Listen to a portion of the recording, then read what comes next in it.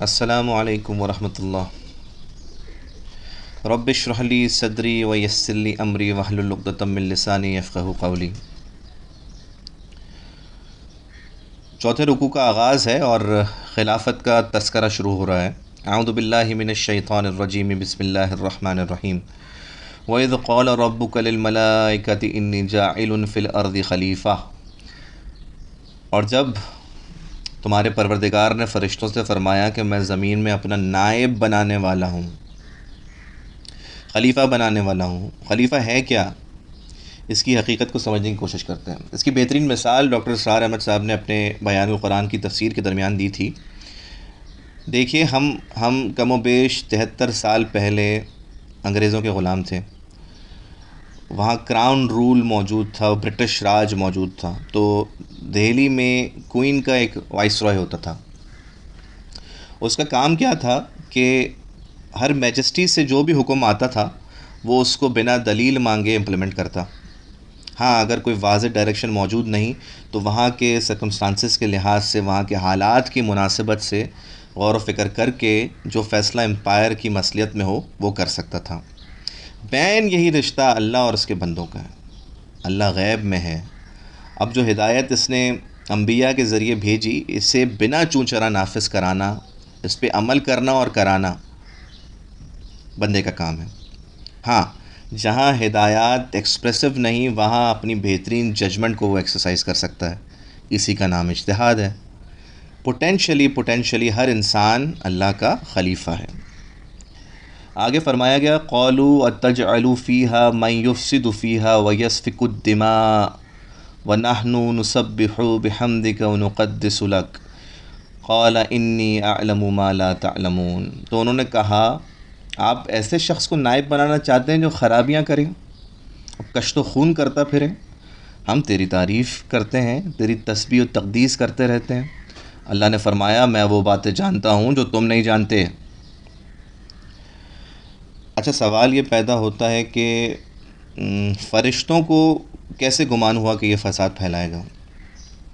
ایک رائے تو یہ ہے کہ جنات کی تخلیق انسانوں سے بہت پہلے کی ہے، تو یقیناً انہوں نے کوئی فساد ضرور برپا کیا ہوگا جس پر فرشتوں نے قیاس کیا۔ دوسری بات، اور بالکل اصولی بات، کہ جب اختیار، جب اتھارٹی ملتی ہے تو اس کا صحیح استعمال بھی ہوتا ہے اور غلط بھی۔ اور وہ پولیٹیکل سائنس کا ایگزیم ہے نا، power tends to corrupt and absolute power corrupt absolutely. تو خیال تو صحیح تھا، پاور ملے گی تو فساد اور خون ریزی بھی ہوگی۔ وَعَلَّمَ آدَمَ الْأَسْمَاءَ كُلَّهَا ثُمَّ عَرَضَهُمْ عَلَى الْمَلَائِكَةِ فَقَالَ أَنبِئُونِي بِأَسْمَاءِ هَؤُلَاءِ إِن كُنتُمْ صَادِقِينَ۔ اور اس نے آدم کو سب چیزوں کے نام سکھائے، پھر ان کو فرشتوں کے سامنے کیا اور فرمایا، اگر سچے ہو تو مجھے ان کے نام بتاؤ۔ نام سے مراد تمام اشیاء کے نام اور ان کی حقیقت۔ انسان جب کسی چیز کو پہچانتا ہے تو اس کی کوئی نہ کوئی ٹرم رکھتا ہے۔ یہاں جو کچھ وجود میں آنے والا تھا، یعنی جتنی ہیومن نالج، ایکوائرڈ نالج ملنے والی تھی، جتنی سائنسز تا قیامت ڈسکور ہونے والی تھی، ان سب کی حقیقت آدم کو وہاں اس وقت پوٹینشلی سکھا دی گئی۔ ساری حقیقت آدم کو دکھا دی گئی۔ قالوا سبحانک لا علم لنا الا ما علمتنا۔ تو فرشتوں نے کہا، تو پاک ہے، جتنا علم تو نے ہمیں بخشا ہے اس کے سوا ہمیں کچھ معلوم نہیں۔ انک انت العلیم الحکیم، بے شک تو دانا اور حکمت والا ہے۔ دیکھیں، ایک بات سمجھ لیجئے کہ ملائکات کی حیثیت اس آفاق میں اللہ کے کارندوں کی سی ہے۔ وہ سول فورس ہیں اللہ کی، وہ سول سرونٹس ہیں۔ ان کو اپنے اپنے ڈپارٹمنٹس، اپنی اپنی جاب ڈسکرپشن کا علم ہے۔ ان کا علم جامع نہیں ہے۔ کوئی بارش پہ معمور ہے، کوئی پہاڑوں پہ، کوئی ہواؤں پہ، جیسے ملک الجبال ظاہر ہوئے تھے جب آپ صلی اللہ علیہ وسلم پہ طائف میں پتھراؤ ہوا تھا کہ آپ کہیں تو ملا دوں دونوں پہاڑوں کو۔ یاد رکھیے، علم کی جامعیت صرف آدم کو ہی ملی۔ اور یہ جو سائنسز ہیں، یہ جو انفارمیشن کا ایکسپلوژن ہے، یہ آج تناور درخت بن چکا ہے اور ہمیں معلوم نہیں کتنا اور بڑھے گا۔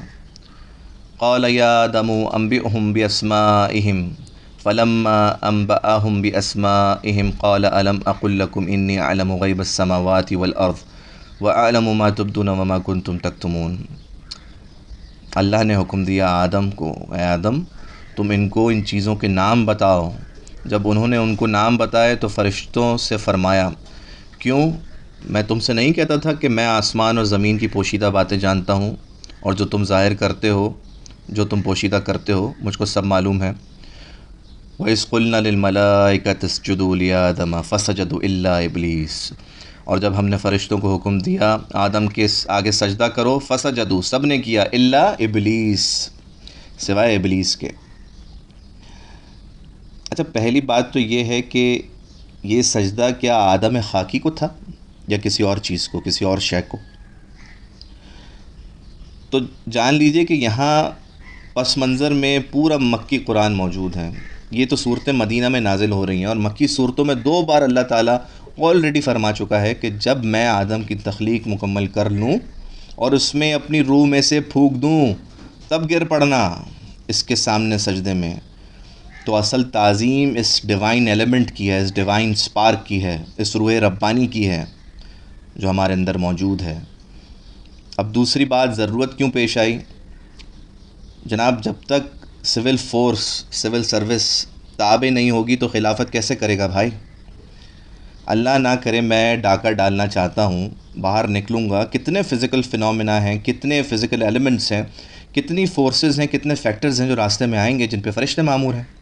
وہ اگر میرے مخالف چلنے لگیں تو میرا اختیار کس چیز کا؟ کہا گیا ہر چیز تمہارے اختیار میں ہے۔ بھائی یہ دین کا کام کرنا چاہتا ہے جانے دو، کچھ اور کرنا چاہتا ہے جانے دو۔ تو اصل میں سجدہ ایک سب آرڈینیشن سمبل تھا۔